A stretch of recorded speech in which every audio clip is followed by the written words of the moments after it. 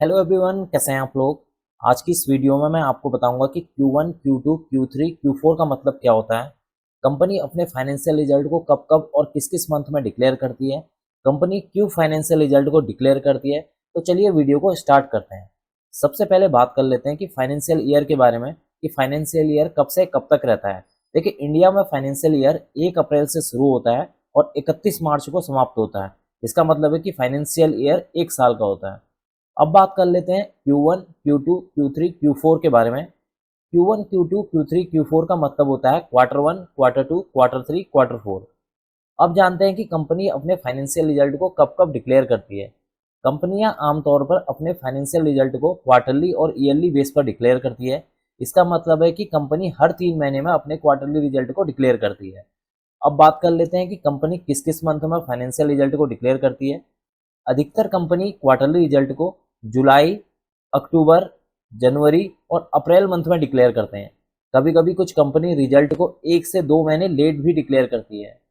जुलाई month में company अप्रैल से लेकर जून तक के अपने प्रॉफिट एंड लॉस या फिर आप बोल सकते हैं कि इनकम डेटा को डिक्लेयर करती है, जिसको हम सब जून Q1 के रिजल्ट के नाम से भी जानते हैं, या फिर हम सुनते हैं कि कंपनी ने अपने Q1 का रिजल्ट डिक्लेयर कर दिया है। अक्टूबर मंथ में कंपनी जुलाई से लेकर सितंबर तक के अपने प्रॉफिट एंड लॉस या फिर आप बोल सकते हैं कि इनकम डेटा को डिक्लेयर करती है, जिसको हम सब सितंबर Q2 रिजल्ट के नाम से भी जानते हैं, या फिर हम सुनते हैं कि कंपनी ने अपने Q2 का रिजल्ट डिक्लेयर कर दिया है। जनवरी मंथ में कंपनी अक्टूबर से लेकर दिसंबर तक के अपने प्रॉफिट एंड लॉस या फिर आप बोल सकते हैं कि इनकम डेटा को डिक्लेयर करती है, जिसको हम सब दिसंबर Q3 रिजल्ट के नाम से भी जानते हैं, या फिर हम सुनते हैं कि कंपनी ने अपने Q3 का रिजल्ट डिक्लेयर कर दिया है।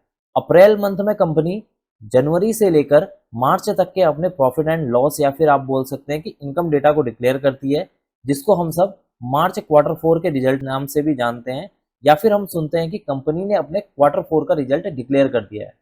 अब जानते हैं कि कंपनी अपने ईयरली रिजल्ट को कब डिक्लेयर करती है। जब कंपनी अपने Q4 के रिजल्ट को डिक्लेयर करती है, तब उसी के साथ कंपनी अपने ईयरली रिजल्ट को भी डिक्लेयर करती है।